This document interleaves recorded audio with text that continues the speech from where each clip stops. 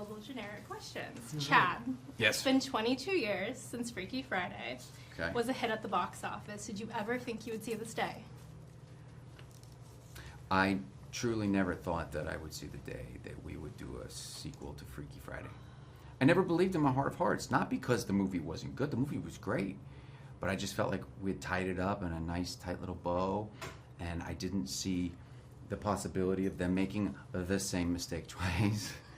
You know what I mean? I was like, I think they learned their lesson. I think they're good. But there's more than that lesson in life. The universe will test you multiple times. It's really an ultimate lesson here.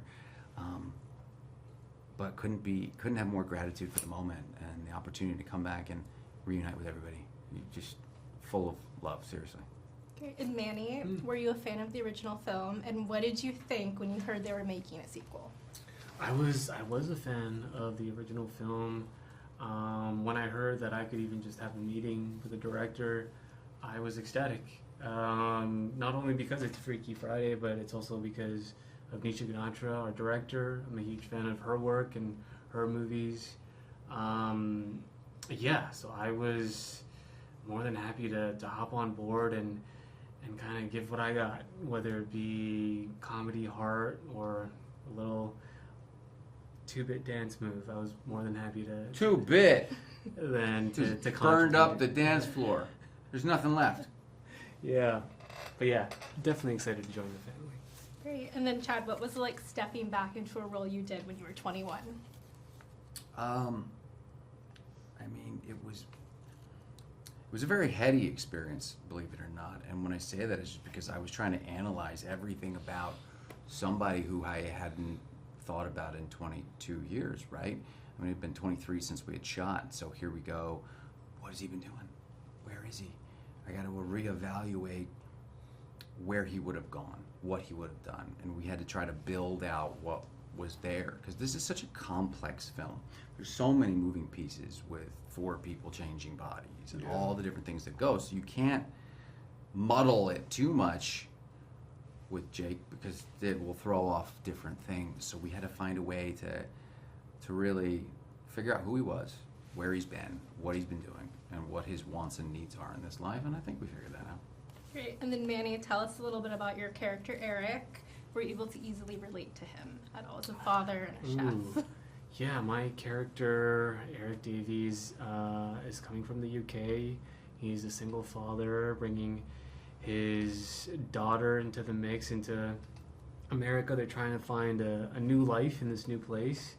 And it so happens that Eric also finds love in Lindsay's character, Anna. So it's navigating a new life experience, a new love, and a possible new family.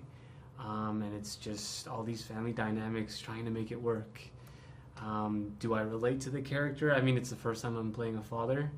Very intimidating. I needed some advice for sure.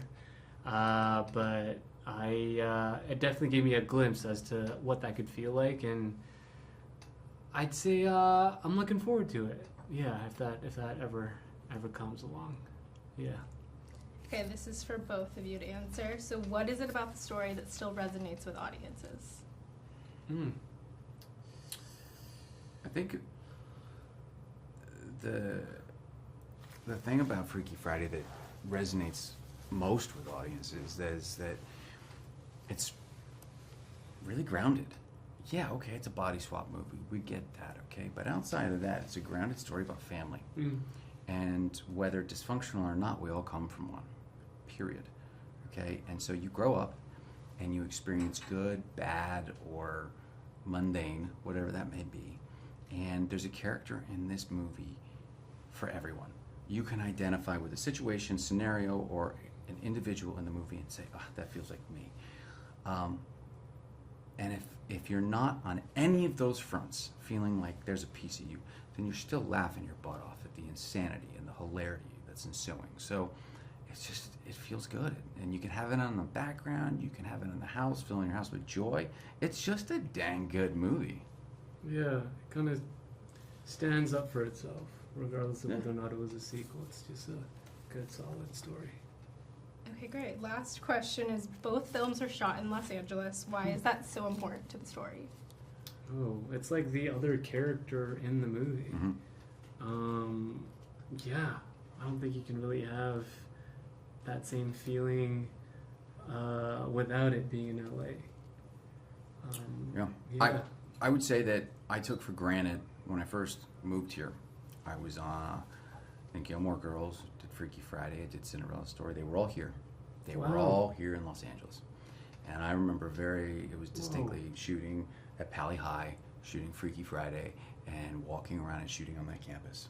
And its framework, the way that it becomes a character in this movie, like it's a part of the movie. Environmentally, like everything about it, it brings energy, the light, the sun is different here than it is anywhere else. Yeah. It's, you know what I mean? And it's a character in this movie. So it couldn't have been done anywhere else and been the same film. And now it kind of lays here as a tribute to a beautiful city and a beautiful part of the city that's now gone. And who knows if or when it will be the same, but I can tell you that it will forever be held up through this film. You know, everything from the Coleman home to Pali High to the beautiful neighborhoods and the beaches, everything right there. Beaches, yeah. Yeah. Great. Well, that was it.